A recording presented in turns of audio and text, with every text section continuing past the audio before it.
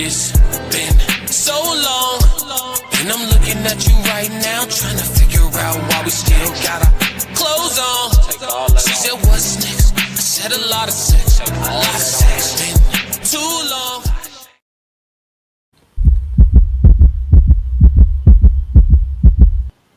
Classic.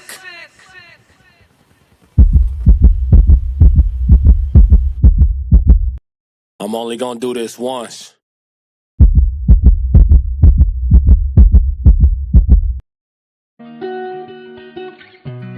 Yeah. I'm only gonna do this once. Yeah. Talk to you. Classic. Shorty so gorgeous, she fine. Her face for a portrait. I'm knowing she noticed, but I'm trying to stay focused. Yeah. My poker face holding. But I feel like she knowing. Yeah. And I'm trying to control it. Go. See what I want, I'm jammed down. Saying my piece just to see how it go. Win or lose, baby, I need to know. I see that you bad, need to see a little more. Ain't wasting your time, need your number to go. Have a nice day, I'ma dive in your phone. Grown man vibes, hit you up around 6 just to see if you free for a date for tomorrow. First date, we gon' keep it simple. Take you somewhere with a volume low. Look in your face, I can hear when you talk. It ain't no pressure, let's meet around 4. I look in your eyes, you look to the side. Could tell that you nervous, your hands a little cold. When we lock eyes, you bite up your lip and crack a little smile. Everything is a shorty so gorgeous, she fine. Her face for a portrait. I'm knowing she noticed, but I'm trying to stay focused. Yeah. My poker face holding. But I feel like she knowing. Yeah. And I'm trying to control it. She inviting me over for Netflix and chilling. Real bad, I got that feeling. Sent me demon emojis at 2 in the morning. Hit the like I'm feeling and like that was a subscribe feeling. button She while you're gifted here. me tongue cap. Classic really appreciates it. She must want me to kill her. Either I'm tweaking or shorty is freaky. She sending emojis like she wanna eat me. Yeah, baby, I see all the signs. Want me to blow out your back cause I blew out your mind. The movie ain't started, got you in rewind. Licking your nipples while sipping this wine. At the same damn time, get up on top, she riding and sliding. Shorty so wet, this ain't lasting all night. My mind going crazy, I pictured this whole thing. Whole time, it's time for me to slide. Manscaping just in case I was right. Extra cologne, one spray on my thigh. I go to pick her up from the front door and walk her to the car. Got plenty of space, her little legs in that cross. Kiss me on the cheek right before we take off. Halfway through the ride, put my hand on her thigh. Trying to see something. She put her hand on my hand, looked her in the face, she cracked a little smirk. She only gave me a glance. Came to a light, I looked at her again. She put my hand in her pants. Never forget when I told y'all about the time when I manifested some shit. Shorty so gorgeous, she fine. Her face for a portrait. I'm knowing she noticed, but I'm trying to stay focused. Yeah. My poker face holding. But I feel like she knowing. Yeah. And I'm trying to control it.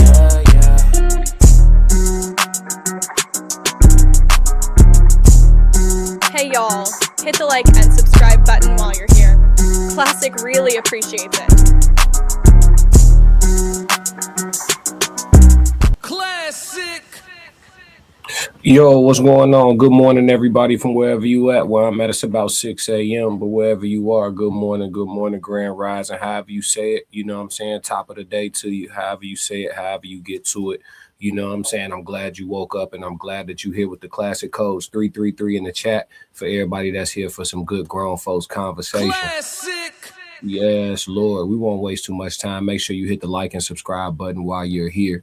We'll get straight into the action. We have an icebreaker this morning on this rising. The icebreaker, why 80% of men are invisible. So in the red room, we talk about a lot of adult things, romance, intimacy, you know, all the things that are around it, right?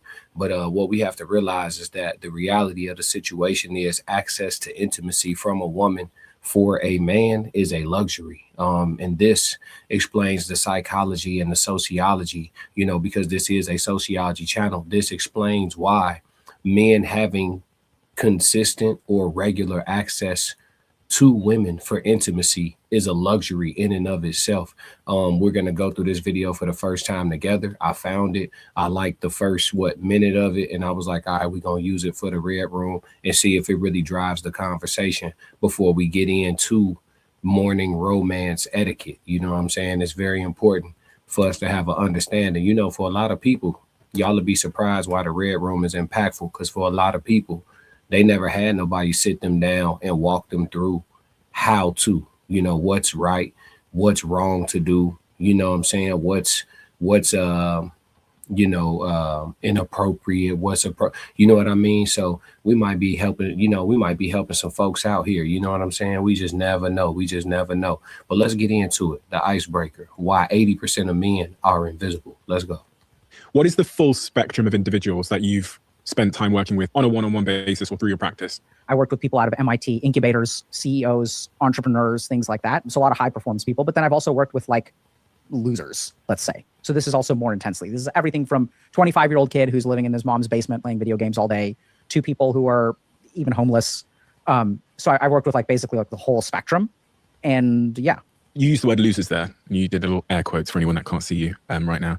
Shout out to the Diary of CEO Clips. Make sure y'all tap in with the Diary of CEO Clips. This channel is the Diary of CEO Clips. Make sure you tap in with them. I always like to show love to the content creators. Let's move.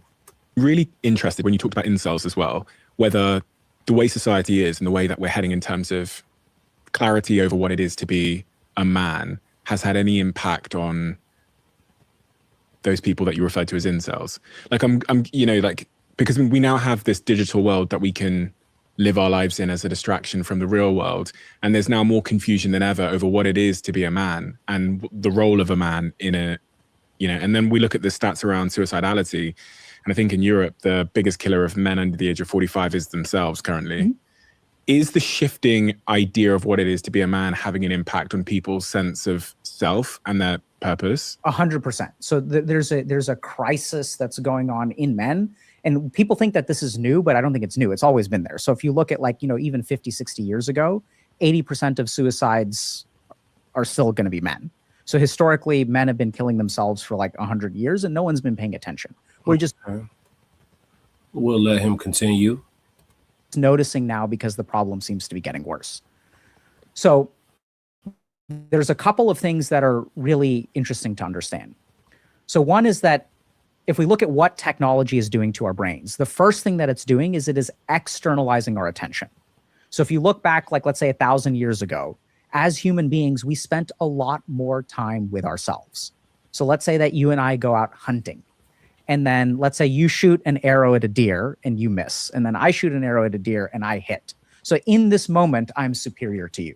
And then we pick up the deer and we're carrying it back. And then we have about 2 or 3 hours to take that emotional insult and we kind of process it. We just give our mind space to process it, which it does automatically.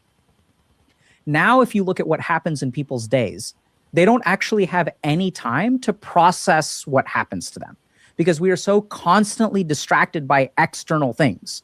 So I don't know if you're like this, but I was in this point where I was idiotically efficient. So I would wake up in the morning and I would listen to a podcast while I'm like doing my exercise or whatever. And then even when I'm cooking, I'm listening to a lecture. And then like when I'm walking to the train, I have earbuds in and I'm listening to a lecture there. On the train, I'm reading. I wanted my life to be completely efficient. I didn't want to waste.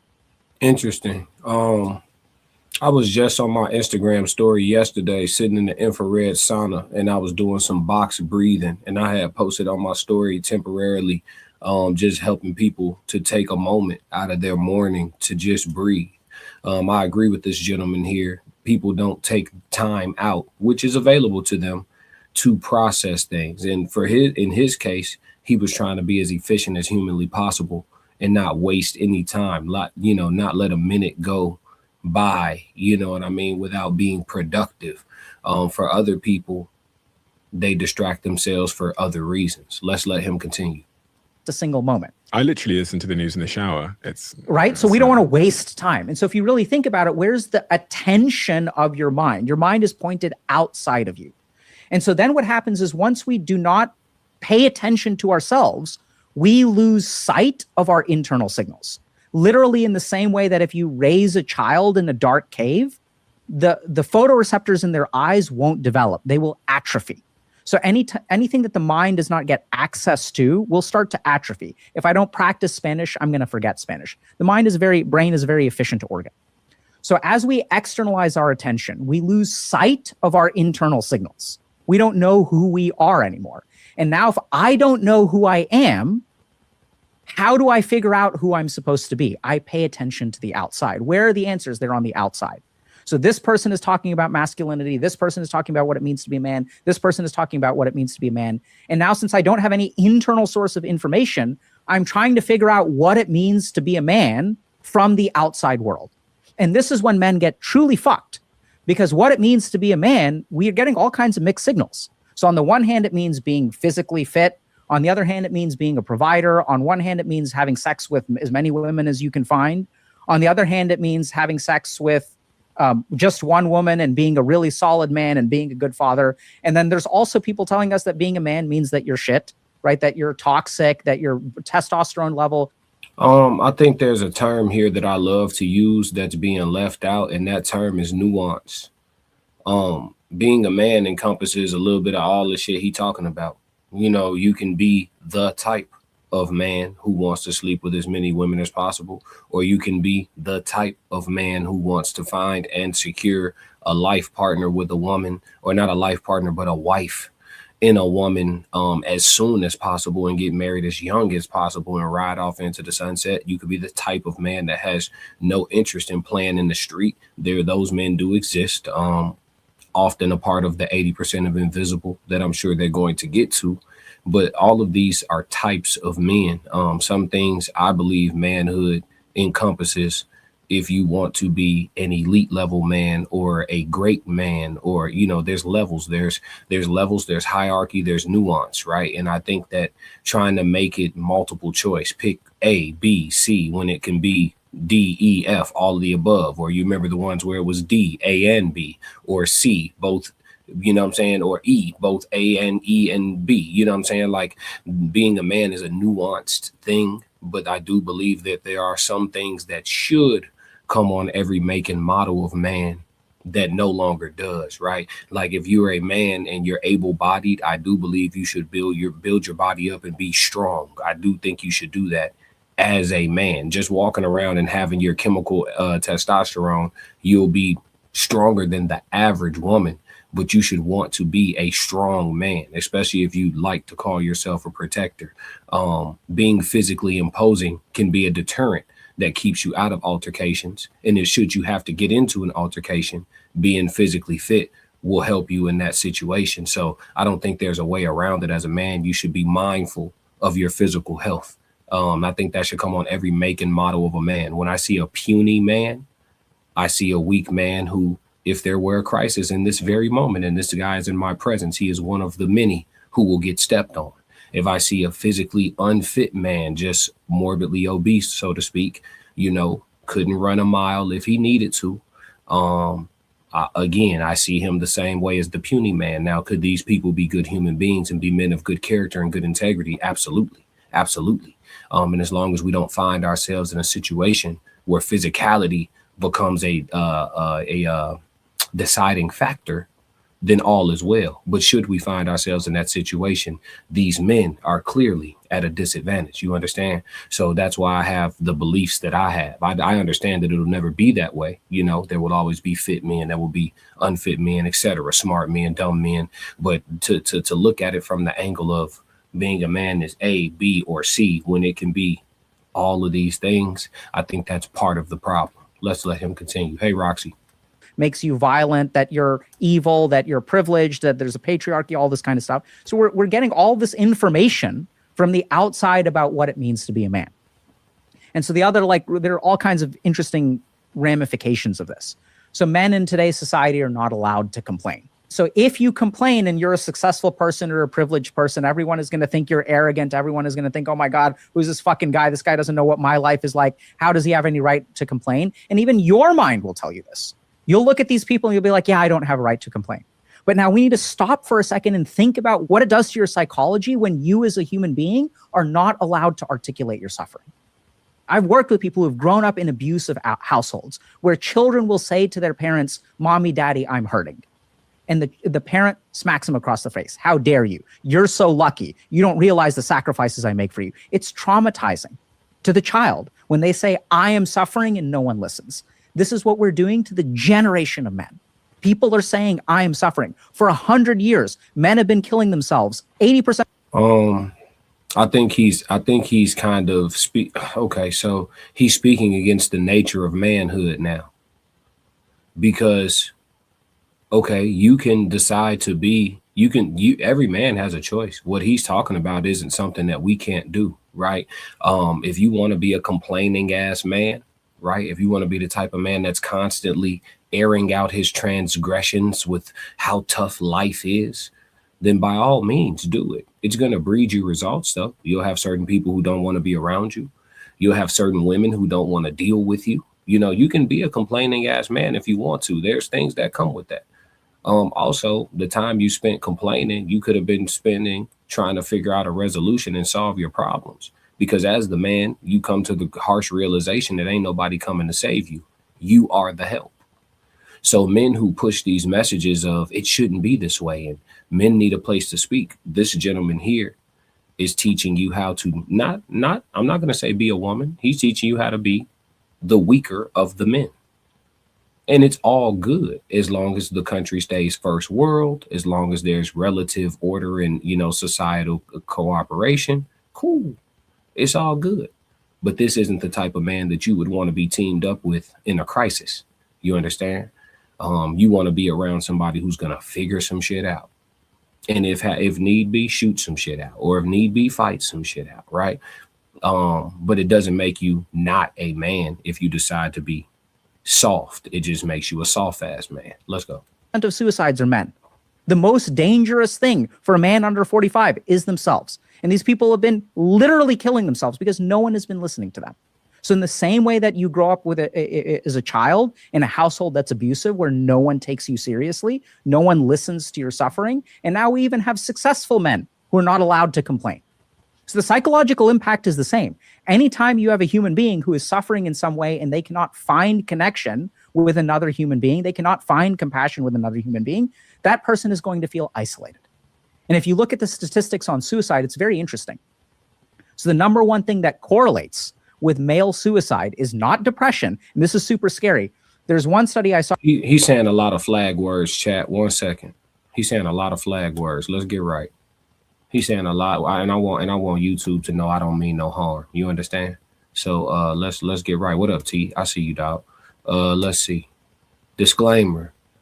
This live stream is for entertainment and commentary purposes only. All statements made are alleged, opinion-based, and part of a public discussion. We are content creators reacting to publicly available information, not journalists or legal professionals. Nothing stated should be interpreted as factual claims or assertions of wrongdoing. Viewer discretion is advised. All right, so had to get that out the way for me, chat. You know what I'm saying? He's saying a lot of, you know, suicide and all that. You know, we not trying to make YouTube upset. We like it here. Come on. Recently that suggests that 50% of men who kill themselves have no history or evidence of mental illness. And this, I believe the statistic in my clinical practice because I know what depression looks like. I know what bipolar disorder looks like. And half the men that I've worked with, at least, are not actually mentally ill. See, mental illness means a pathology of the mind, which means that the mind is malfunctioning. Most of the suicidal men that I work with, their mind isn't malfunctioning. They genuinely have a life that is no longer worth living. They're looking at things and objectively realizing that there's no way out of the situation. So they turn to suicide. So I know it's kind of like a very controversial statement, but I think that's what my clinical practice has shown, and there's some research to even back that up. So if we sort of look at what's going on with men, we're sort of, they have nowhere to turn to. And the number one thing that correlates with it is not mental illness, but is a sense of thwarted belongingness. So this is kind of like multivariate regression analysis. But basically what happens is what causes people to kill themselves is they try to connect with others and they get rejected. So it's specifically a very specific research term called thwarted belongingness. So I try to belong to a group, and that group, or multiple groups usually, will thwart my attempts to join the tribe, to join the community. And this is what actually correlates a lot with suicidality. So what's going on with men right now is that we really don't allow them to suffer, because then you're not manly. And we're so externalized with our attention that we're not connecting with ourselves. And so we're looking to other people to tell us what it means to be a man. But that may or may not work for you, right? That may have been what worked for them. So then we kind of get into this problem where we're disconnected from ourselves, and then like the world doesn't accept us, we're not allowed to suffer, and that's what creates the problem. What is the remedy to this? So I think the first thing is we must reconnect with ourselves, right? So when you're kind of saying like, why does everyone think, oh, I need to like achieve this, I need to make this money and things like that. Where did you learn that you should do all that? You learned all that from the outside. Instagram, right? So we get fed all of these ideas, because if you look at all these influencers, what are they doing? They're never crying. They're smiling. Some of them will even pay very attractive women to take pictures with them. Well, some of them are crying, but they're crying and uploading it for ulterior motives, right? Absolutely. And I think a lot of them are genuinely suffering too. But then it's also like, I mean, there's all kinds of weird stuff going on. So one thing is like people say that men, we don't allow men to be emotional nowadays, but people say, oh, men are allowed to cry. So this is something that I experienced even in my marriage, where we allow men to cry, but we don't allow men to be angry. But why is it, are men no longer allowed to be angry? You just think about it for a second. So anger is just a completely normal emotion, right? But if I'm in a situation where I'm in an argument with my wife and I feel emotion A and I express emotion A, and she feels emotion B and she expresses emotion B, these two things should be equal, right? We as both human beings get to express what we feel. Now, in the case of me expressing anger and her expressing sadness, she's crying and I'm yelling. Suddenly I've become a villain. It's so interesting. I saw a viral tweet yesterday. Yeah, but like, I understand what he's saying. He's not wrong, but as a man, you have the right not to care. And this is what I mean. A lot of what he's talking about takes into a lot of, okay, how do I put this? The best leaders consider their train of thought first. It doesn't mean that they can't take others into consideration. They have the confidence. They have the, not just the confidence, but the, what's the word I'm looking for? I'm looking for a very specific word. The experience, the confidence, the, I don't know why it's escaping me. It's right there too. The fortitude, the competence, that's the word I'm looking for. They have the confidence, the competence, the experience, and the fortitude to understand that if no one else were involved with making this decision, I can make this decision on my own. Hearing others out is a formality. And maybe the others that I hear out, be it your wife in this situation, business partners, whatever, right? Maybe they have something good to add. Maybe we use it. Maybe we don't. But with or without you, me can handle it. And I think that he's talking about a lot of men operating in spaces where they're seeking acceptance. And I think that, you know, it would behoove a lot of men to find acceptance from within one's own self and go from there. You know what I mean? It's just my take on it. Let's let them continue. This is interesting. Was someone Googling, my wife is yelling at me, what should I do? And then my husband is yelling at me, what should I do? When they Googled, my husband is yelling at me, what should I do? Domestic violence helpline comes up as like a Google pop-up. When you Google, my wife is yelling at me, what should I do? Nothing comes up.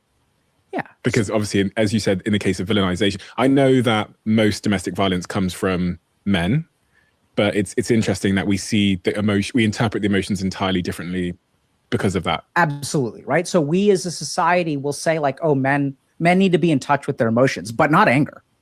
And then this is what really screws men, because as men, we are socialized and conditioned to only feel anger. This is the only emotion you are allowed to feel as a man growing up. And this is the one emotion that gets demonized when you're older. So I'll give you a simple example. So like I used to get bullied a lot, right? So when I get bullied in school, like what am I supposed to do, Stephen? I disagree with him. We're not taught that way. We're taught to not be publicly and overtly sad.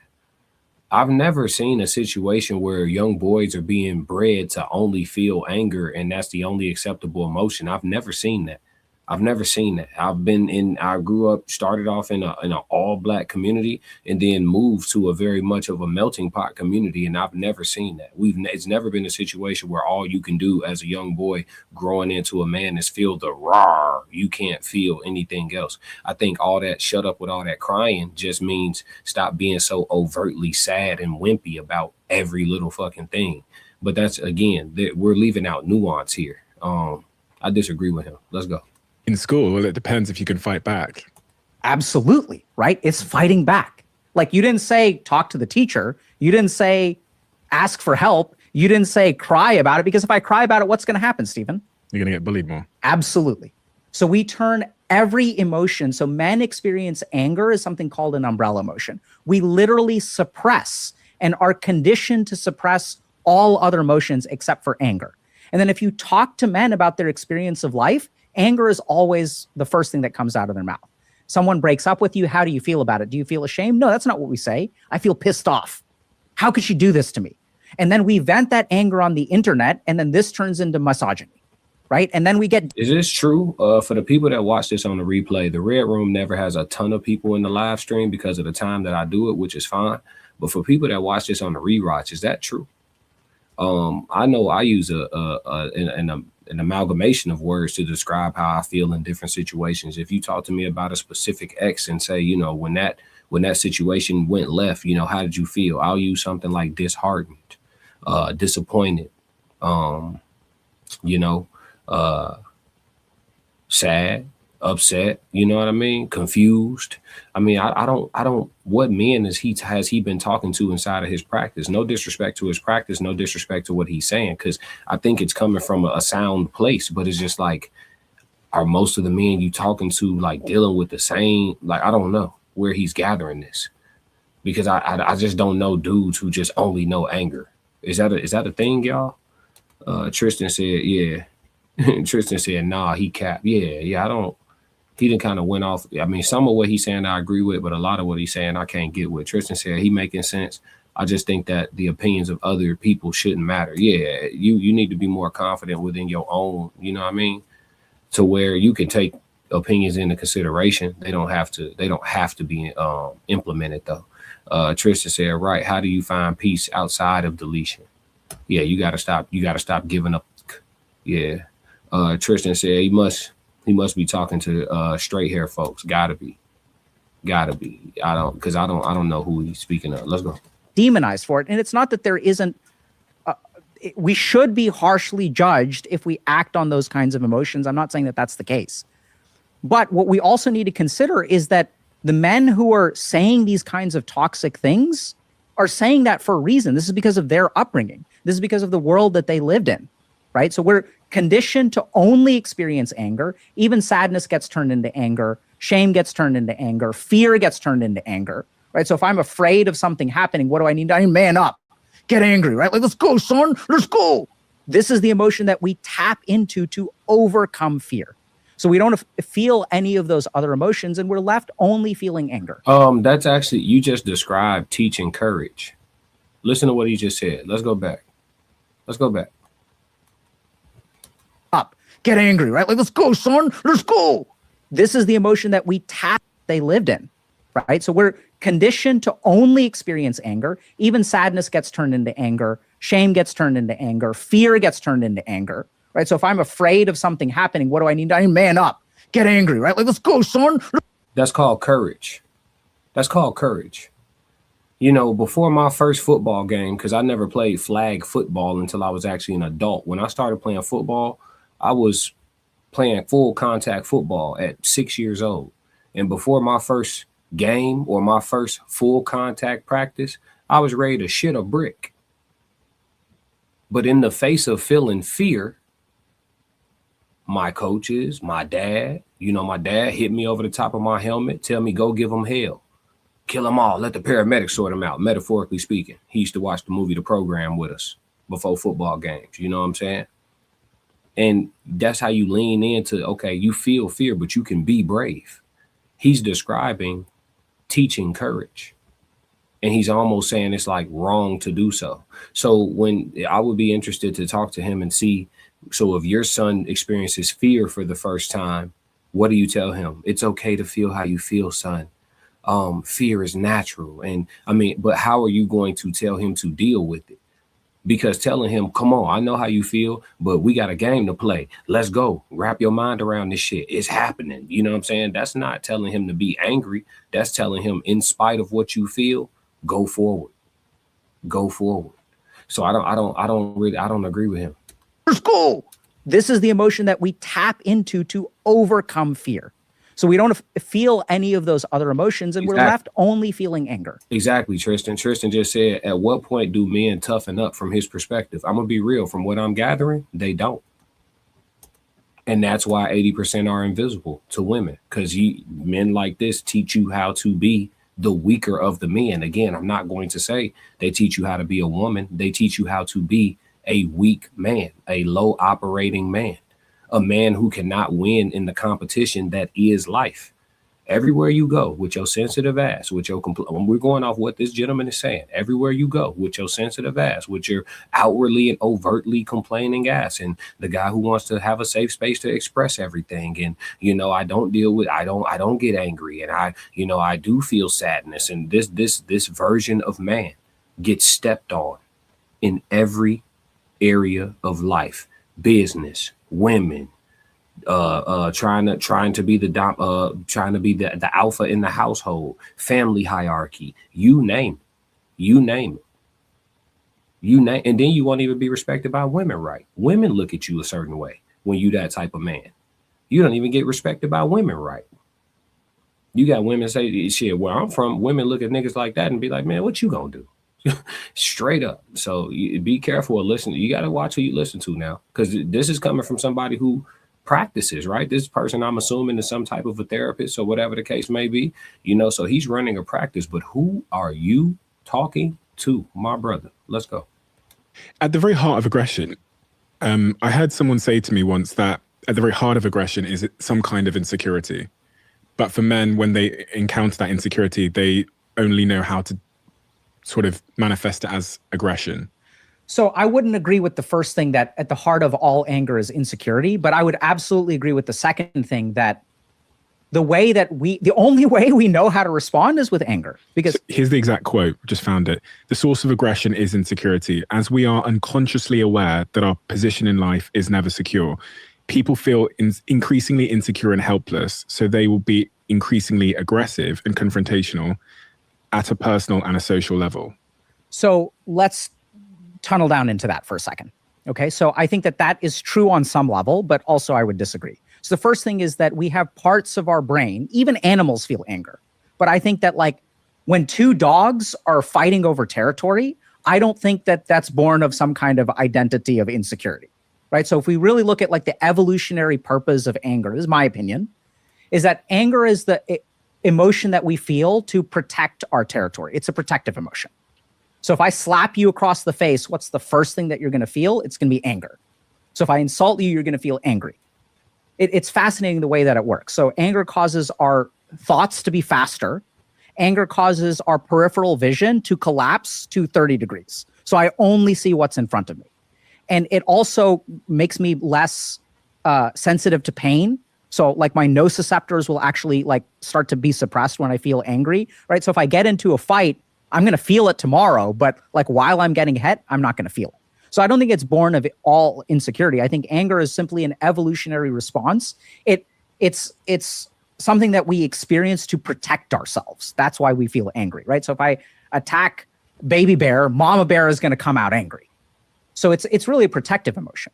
Now, I agree with the second part of the statement 100%, that when we feel insecure, especially as men, the only way we are taught to deal with our problems is through anger, right? So if I'm feeling insecure, if I'm feeling ashamed of myself, if someone's bullying me, what do? I put them in their place. I mean, right? I don't try this goes completely against what we hear women say online. Yeah, it sounds like feminist programming. I'm gathering that too. because this goes exactly against what we hear. We hear women say men don't want to communicate, men don't want to talk, men we become what do? We freeze them out, or we stonewall them. That's the term, right? Like they always say, like, we shut down, we isolate, etc., etc. An angry man is a loud one, right? Or communicating very bluntly. You know what I mean? So if we were as angry, and if all we knew was anger, you know what I'm saying, we wouldn't hear the myriad of women saying that men don't show emotions, you know what I'm saying, and that we don't share enough. You know what I'm saying? So, like, I think what we study here on the classic codes goes exactly against what he's talking about. He's seeing from the people he deals with in his practice, which is interesting because, like I said, who is he talking to? Is it a demographic thing? Is it a race thing? It's interesting. I would love to actually dive into that more to see where is the difference. Shout out to this podcast. Tristan said we never share emotions, right? That's what they say, right? But he's saying, we get angry and we rah and we start, screaming out everything. So it's like, I'm not sure. But we good. The ice is broken. We 35 minutes in, the ice is broken. And now it's time to get into why we are here. We are actually about to discuss morning intimacy etiquette, and I have broken it down into 5 steps. You know what I'm saying? 333 for everybody that's here this morning, tapped in with the Red Room with Classic. I am doing it at an hour where there's a few more of y'all awake. Normally I do this while you guys are sleeping, but I figure some people might want to watch a little YouTube this morning, and they loved one still in the other room getting that extra Z's, and maybe I can help y'all and encourage y'all and inspire y'all to go in there and wake them up with a little, TLC, you know what I'm saying, chat? So we've broken it down into 5 steps, okay?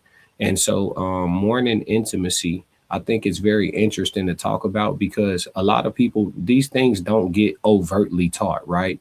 Did somebody ever sit down with you, male or female? Did somebody sit down with you and actually let you know, like, hey, I didn't have nobody sit down with me and say, hey, nephew, hey, son, in the morning, when you get to that age where you're having nightcaps and things like that in the morning, when you want to roll over and, see what's to it, this is how you go about it. You know what I'm saying? You got to, you know what I'm saying? Nobody gave me a tutorial, or gave me some suggestive information. So, here at the Classic Codes, we're going to fill up some of those voids. No diddy, you know what I'm saying, in the best way possible. So step number 1 is the wake up check. You understand? We're going to call this the wake up check. Step number 1 is the wake up check, where you get soft consent. Okay. So let's go to step number 1 here. All right. Where you get the soft consent. I don't have no videos or nothing. I'm just going to talk to y'all, but I'm going to put this up on the screen. Step number 1 is the wake up check and soft consent. Now, what this consists of is, fellas, ladies, you don't just wake up, roll over, and grab the middle region, right? We're not doing that. We not barbarians. You don't just wake up, roll over, and start gripping for stuff, right? That's not what it is. But instead, what you want to do is start with some affection. Cuddle a little closer, gently touch, forehead kiss, little back rub. If the other, your significant other wake up, maybe some light conversation, just an emotional connection, if you will, prior to anything ultra physical happening, right? The key point of this is to move with affection first, arousal second, right? A lot of times we hear women say they need that mental stimulation in order to be their best versions of themselves in the sack for us, you know what I'm saying, if you will. So, this is just a tidbit of how you can go about getting things going. Now, once you've made that mental connection, okay, if you've made the connection, if it feels like it's a good morning, hallelujah. If it feels like it's one of those good mornings, then you can move over into step 2. Step 2 is very important. You understand? I know we're moving quickly, but we will slow down, I promise. All right. So step 2, hygiene awareness. Hygiene awareness. You can rub the back a little bit, you know, or whatever. She might be the initiator today. She done rubbed your chest a little bit, how you like it. She done nibbled on your little earlobe a little bit. You know what I'm saying? We have an understanding at this point. It's understood. You understand? So at that point, hygiene awareness. All right. Seems like you ready. It seems like you ready. All right. Quick bathroom break. Rinse your mouth out. Drink you some water. You know, brush the teeth, scrape the tongue, get right. Just, you know, freshen up. You know, should have showered before bed. I'm not going to get in y'all business, but you should have showered before bed. But, you know, whatever, you know, whatever your situation is, go get situated. This is very important on step 2. You know, a lot of y'all, you know, y'all go to step 1 and then skip step 2 and get active with the hot breathedness. And listen, we grown. We've been there. There's certain positions that you do when neither one of y'all took the time to make to go step 2, right? Y'all shower before y'all got in the bed. Y'all gonna go ahead and do the morning breath bump. Obviously, there will be no missionary that day, right? But I recommend step 2, make the quick run. I mean, y'all grown, y'all know what it is. I don't think it's gonna break up, you know what I'm saying, the build up at all. You know what I mean? But it could.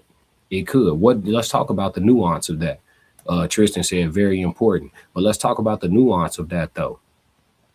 Let's talk about the nuance of that, because let's say step 1 go a little bit smoother and a little better than anticipated. And you don't want to break the momentum of how step 1 got y'all where it got y'all at. Do you forego the freshening of the breath? Do you just go ahead and hump? Like, do y'all just go ahead and bump? We grown. We're here at the Red Room to have a discussion. For the people on the rewatch, definitely chime in the comments. When does step 2 get skipped appropriately? Black Mona says step 2 should come before step 1. Interesting. I thought about that when we were comprising the list. Let's talk about this. So when I say we, I'm talking about myself and my chat GPT. When we were comprising this list, I thought about step 2 coming before step 1, right? Shout out to Black Mona Lisa in the chat. However, that would only apply to one party. Whoever wakes up first and has decided I'm finna go in here and go and kick it off, that person can go get straight. They can go get straight. But then they have to go into the room and initiate step 1 with the party that is still sleeping. And in that instance, you see, do you give the person that's getting woken up? Because either person can initiate. That's why I keep saying person. So if she's initiating with him, he's still asleep. He needs to get up and go freshen. You see what I'm saying? Like, when does he get his hygiene break? If step 2 comes before step 1. There's nuance here. I'm glad she chimed in with this, because there is nuance here. You know? I don't know. Let's really talk about this. She said no interruptions. See, okay. 333. Let's talk about it, chat. I don't know. They say step 2 and step 1 need to be swapped out. So does that mean that when party A, be it the woman or the man, wakes up early and they're in the mood, they know they want to kick something off, do they nudge party B to wake up and just freshen up a little bit and then reconvene in the bedroom and go into initiating the connection mentally before? Like, how does that work if we swap step 2 and step 1 here? We're discussing, for those that are just coming in, we are discussing morning intimacy etiquette. We're discussing currently the order, right? Because step 1 for morning intimacy etiquette was the wake up check, right? You don't immediately grab or initiate intimacy. The physical, when I say intimacy, I'm talking about segs. I'm trying not to say that word too much for for YouTube. So you said start off with cuddling, gently touching, a little back rub. And if all is going well with that, then step 2, little bathroom run. Now, Black Mona joined the chat and she said step 2 should actually come before step 1. But that would mean that both people got to wake up. So is it, I don't know. She said, y'all know each other. So if that's understood, it's the morning. Let's get to it. Black Mona's got all her brain cells. She said, listen, wake up, freshen up, because it's going up. Hey, she said, wake up, freshen up, because it's going up. I'm only going to do this once. Hey, I hear that. I hear that. Hey, well, that's reasonable. That's reasonable. I think I was painting a scenario where one person woke up first. But if you introduce that nuance, I think step 2 and step 1 are very much interchangeable. I agree.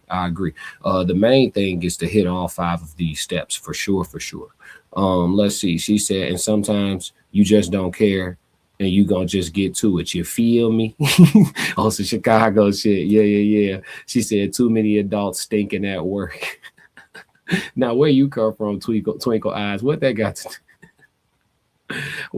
to do with anything? Too many adults stinking at work. Shout out to Twinkle Eyes, man. Make sure you like and subscribe while you're here. I think the female initiates, then it's out the window for me. Usually it's head first when that happens. So if the female initiates, then you're not even making your bathroom run. You said it's over with. She wake you up with that toppy. You gonna go ahead and you just not gonna do the missionary with her, right? And you ain't gonna care. I feel you, T. Hey, Lisa said it. She said sometimes you just don't care and you gonna get it in. You feel me? Yeah. Twinkle Eyes dying laughing. Yeah, they thinking at work because of how they be doing things on lunch break. Yeah. We'll come back from lunch smelling like Badussy. You know what I'm saying? But that wouldn't be morning intimacy, right? That's that afternoon. But let's move into step 3, y'all. Let's move into step 3. All right, so step 3 is going to be read body language, enthusiasm versus compliance. All right, so step 3 for the morning intimacy is going to be read body language, enthusiasm versus compliance. And I will break that down for you guys. Let me post that up for you. So with this one, men often wake up physically ready. If y'all know what I mean, we wake up physically ready. Women often wake up emotionally neutral. Okay, so it said, look for leaning in, reciprocating touch, smiling / engagement. Do not rely on passive acceptance. Okay, the key point is enthusiasm is the green light, not compliance. So this is interesting, right? And it doesn't specify, there's no further specification here. Enthusiasm versus compliance, right? So I guess they're saying the morning intimacy is best. It's best when the woman is enthusiastic about it. Like, it's not one of them situations, yeah, I'll let them have some. Here, get you a little some. Like, nah, she own that too. She own that with you, if you will. You know what I'm saying? So I think that's very important. I think enthusiasm versus compliance is something that should be considered, because oftentimes if you have a woman that wants to satisfy her man, she will be compliant, but not always enthusiastic. And if you're a type of man like me, I want some enthusiasm. Don't just hit me off for to let me get you straight right quick. Hit me off because you own that with me. You feel me? And that's my thing. So I think step 3 is it depends on what type of man you are. Some men, they like, shoot, she giving it to me. I'm happy she giving it to me. I'm not worried about her level of enthusiasm. It's the morning. I got to get to work and this is going to be quick. You know, some men, they moving like that. But for other men, you may want to stop at step 3 right here and read that body language. You know what I'm saying? And see which type of interaction is available to you today, and see if you really want to push forward with that. You feel me? So it matters. Twinkle Eyes said, right. Women can just act softly and in a sexy way too. Yeah. Agreed. Tristan said it's all about feels. Question. He asked a question. It's all about feels. Passport Sco, what up, Sco? 333.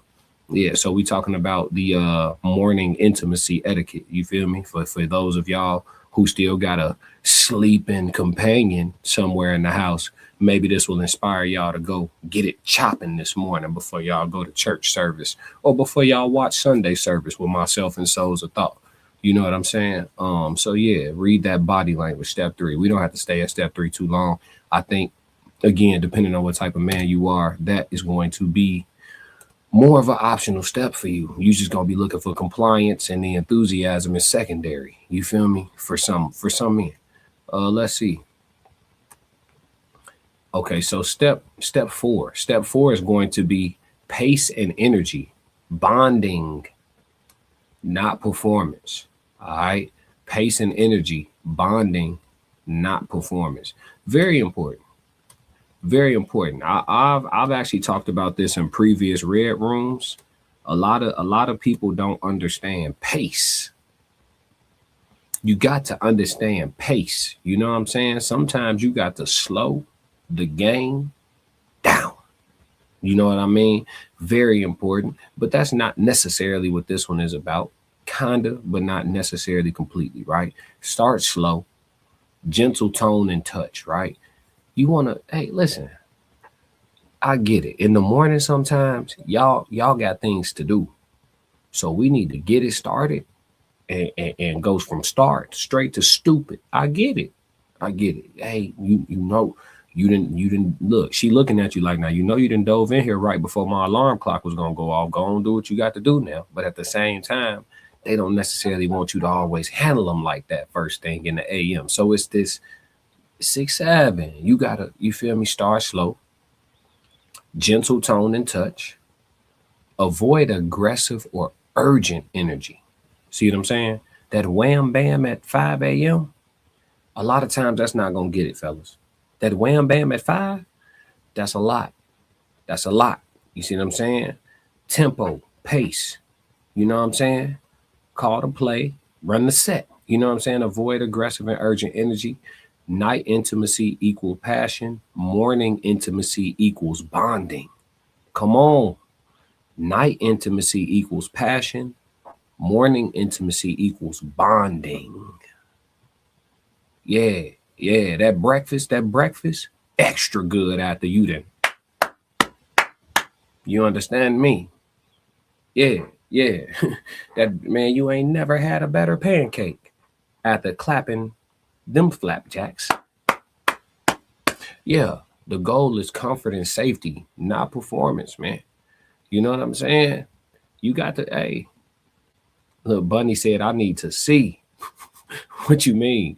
Right, slow down, dog. Cuddle a little bit, tease. That's, yeah, you got to, hey, look, in the AM, you can't be dealing with your woman the same way in the AM as you gonna deal with your woman in the PM. That's not player.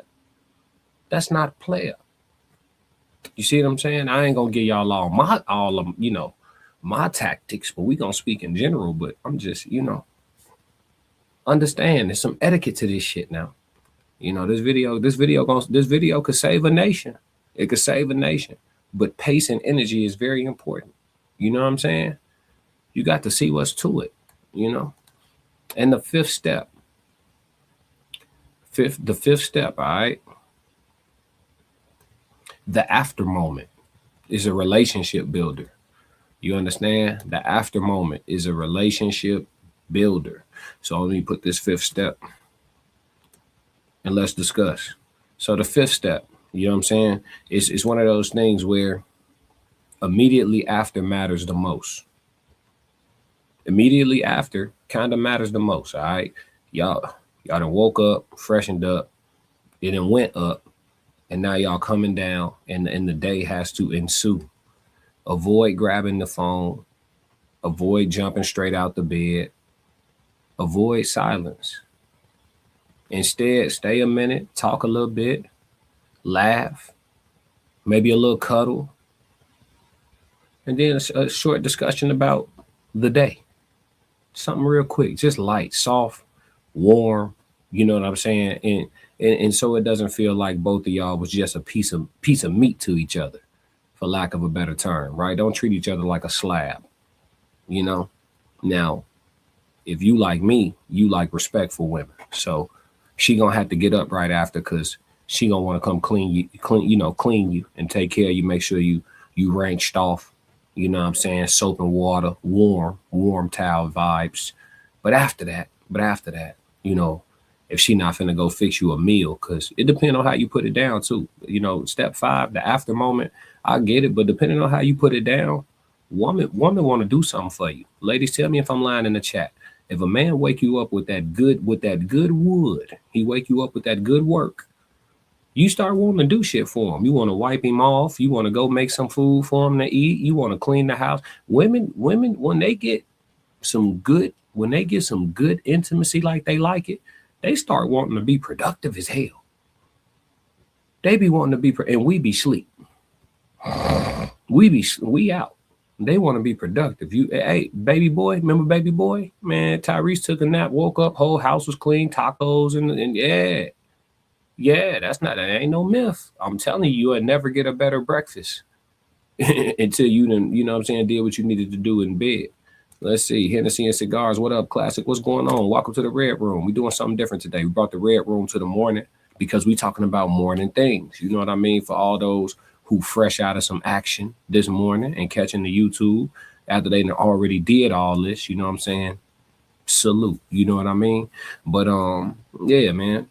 Yeah, the after moment is very important, and how that goes does mean something, you know, especially if it's somebody who you, obviously if it's a nightcap and you dealing with somebody in the morning, you would hope you got some level of connection. But even if it was just some wham bam from yesterday and you doubling down on it this morning, I think how you go about it after is very telling, if you will. So it's important no matter what.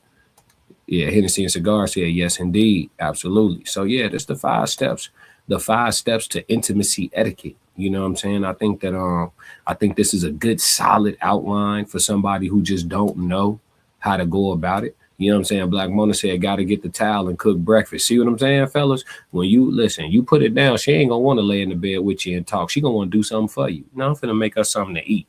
You know what I'm saying? I'm finna, yeah. You know what I'm saying? Hey, Black Mona Lisa got all her brain cells, chat. She's got all her brain cells. Like we always say, man. But yeah. So this is the morning intimacy etiquette 5 steps.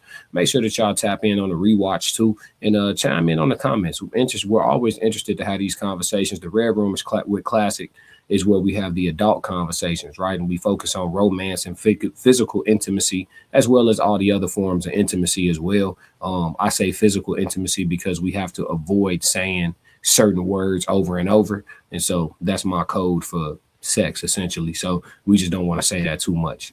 Yeah, for the stream. So yeah, man, thank you for everybody that's tapped in, man. Y'all throw them 333s in the chat so I could feel y'all presence and know that y'all were here. I know some people moving around this morning can't really type. I know some people just want to listen in, you know, be a fly on the wall. But this is the Red Room. I got a few more streams today. I got a sports stream I got to do today. Me and Tez have to figure out the human experience today. And we also have Sunday Serve Us today.